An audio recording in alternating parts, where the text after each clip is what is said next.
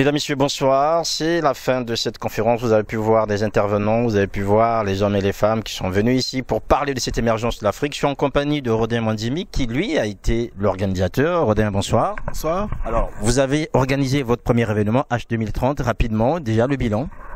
Bon, le bilan, tout s'est très bien passé. On est content de la présence des participants, des intervenants qui, de par leur qualité, leur envergure, nous ont permis de comprendre et de décrypter les acteurs du financement. C'était l'objectif de cette conférence. L'objectif de cette conférence était de savoir quelles sont les techniques, disons, quelle est l'ingénierie financière adéquate pour l'Afrique, parce que les techniques financières existent, on a entendu par les Américains, le LBO, comme je le disais tout à l'heure, le private equity, mais quelle est la technique financière, quelle ingénierie mettre en place réellement pour pouvoir financer cette émergence, parce que bon, l'émergence aujourd'hui, on en parle partout sans pourtant donner des moyens de financement de cette émergence. Aujourd'hui, on a bien compris le rôle de la diaspora. Vous êtes partie de cette diaspora. Est-ce que là aussi, ce n'est pas votre apport en fait à ce qu'on demande à la diaspora aujourd'hui pour l'émergence de l'Afrique? Ah bah c'est tout à fait ça. Justement, on a été habitué jusqu'aujourd'hui à ce que ce genre d'événement soit organisé par d'autres personnes que les Africains. Donc aujourd'hui, je pense que c'est peut-être une des rares fois qu'un événement de cette envergure, de ce genre, soit organisé par un Africain. Et c'est une modeste contribution par rapport à ce qui est déjà mis sur la table aujourd'hui. Nous essayons de faire de notre mieux pour apporter des réflexions afin de contribuer au développement du continent africain. Quels sont les enjeux, comment faire pour que ces enjeux soient réellement trouvent des solutions demain. Votre horizon c'est 2030, il vous reste 15 ans. Alors entre aujourd'hui et 2030, qu'est-ce que vous avez comme calendrier? Alors justement 2030 c'est un calendrier, c'est un cap. Pourquoi 2030? Parce que nous estimons qu'il y a un cap à tracer. D'aujourd'hui jusqu'à 2030, nous fixons un certain nombre de batteries d'indicateurs dans la société, dans l'économie africaine, pour faire en sorte qu'en 2030, nous atteignions au maximum les résultats, les objectifs du développement du continent africain. Alors, je vais dire une chose, en 2000, il y a eu l'instauration des OMD, Objectifs du millénaire pour le développement. Et là, à la fin de l'année 2015, nous arrivons à l'échéance des EMD. Les EMD prennent leur fin en décembre 2015. Et donc, il faut aujourd'hui justement fonder d'autres paradigmes. Aujourd'hui, innover, créer d'autres chemins. Je pense que très bientôt, les Nations Unies, les nations vont se retrouver aux États-Unis pour l'instauration, cette fois-ci, des objectifs de développement durable, des ODD qui remplaceront les EMD. Vous voyez, donc, et ces objectifs ont besoin effectivement d'être réfléchis, repensés effectivement, pour que les nations puissent les atteindre. Et dans ce que j'ai compris, 2030 est un horizon qui est très important aujourd'hui dans la fixation des objectifs du développement durable. Dovzera, vous avez géré l'AFD. Comment se pose aujourd'hui le problème du financement de l'émergence de l'Afrique? Le problème du financement, comme je l'ai expliqué, ça dépend des secteurs. Quand vous avez à financer ce qui est absolument essentiel, indispensable, les secteurs de la santé, les secteurs de l'éducation, même s'il y a beaucoup d'initiatives privées, je pense à des structures au Burkina Faso, je pense à des structures au Sénégal, au Cameroun ou au Kenya qui sont sous forme privée, les besoins sont des besoins en dons. Donc il y a des besoins de dons et il y a des besoins de prêts.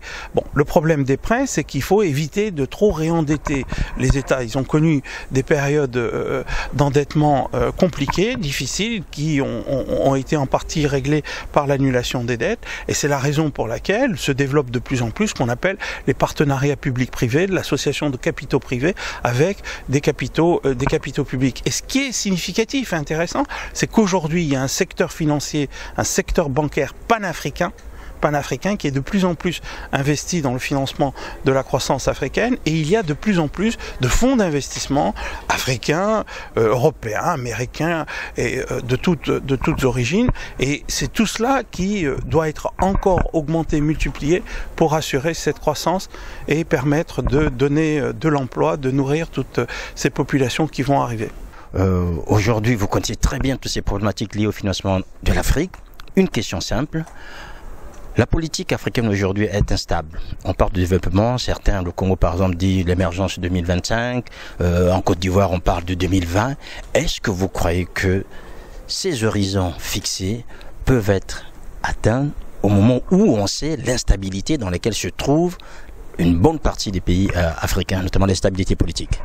Est-ce que vous pouvez me citer un seul pays de par le monde que vous qualifieriez de stable?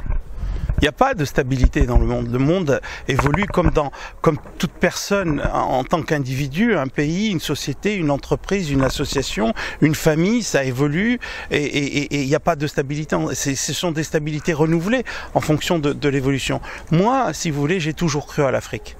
J'ai toujours cru à l'Afrique, même dans les années 90, début des années 2000, lorsque c'était des moments difficiles, compliqués, et où beaucoup de gens regardaient les lumières asiatiques et oubliaient l'Afrique. Peut-être parce que, étant né à Tunis, j'ai une fibre africaine toute particulière, donc on ne se refait pas.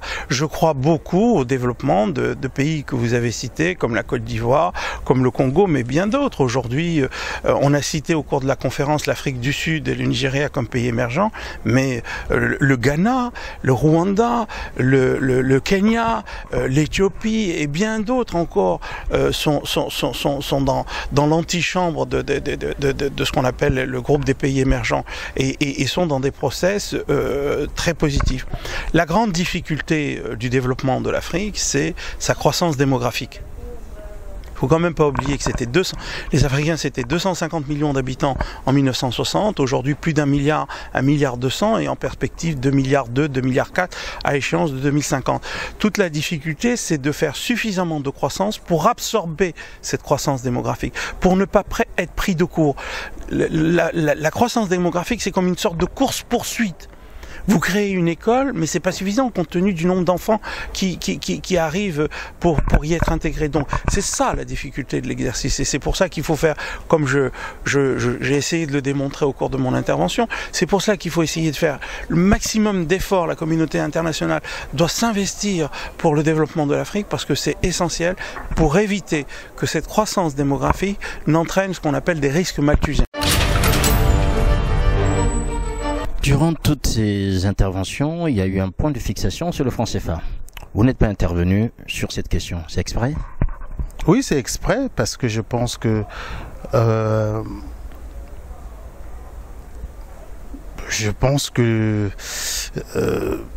nous n'avons pas le courage de nous installer dans une logique de rupture. Nous n'avons pas ce courage, même les élites. Il n'y a pas que ça sert. C'est facile de se cacher, de se cacher derrière les politiques. Même les élites, personne ne prend le temps, personne n'a le courage de proposer une sortie concrète du franc CFA.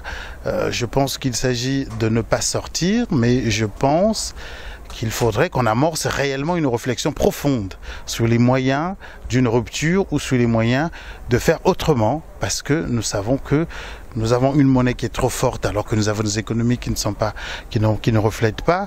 Nous savons que nous avons beaucoup d'argent placé dans un autre compte alors qu'on aimerait bien.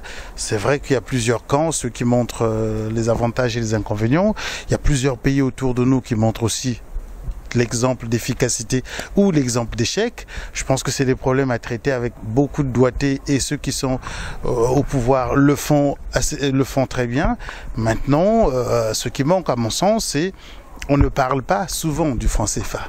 Il serait bien qu'il y ait des séminaires, des débats publics autour du maintien ou non, de la sortie ou non de la zone CFA, parce que oui, il y a une certaine clameur au niveau des intellectuels, au niveau de la diaspora, au niveau on se pose la question, à quoi ça sert?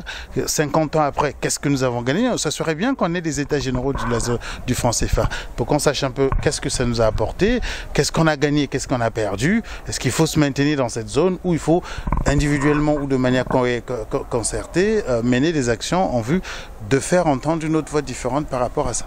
Prenons la rupture pour vous, en fait, le franc CFA n'a pas apporté grand-chose en fait pour le continent. Je ne sais pas ce que je dis. Je pense qu'il faudrait qu'on réfléchisse, qu'il y ait avant tout des états généraux, qu'il y ait avant tout ce que nous on aime bien dans notre jargon, dit un état des lieux de cette relation, un état des lieux de cette coopération monétaire, pour savoir si les dividendes recueillis par les États africains par rapport à ça permettent le maintien ou pas. Est-ce que vous pensez qu'aujourd'hui, la nouvelle génération qui arrive aurait plus tendance en fait à prôner cette rupture, ou bien tout le monde essaie de se contenter, comme vous dites, le silence apparemment arrange tout le monde? Non, c'est pas un silence, il y a la raison d'être. Je sais pas. Non, bon, on n'a jamais compris pourquoi on a fait de ça un sujet tabou.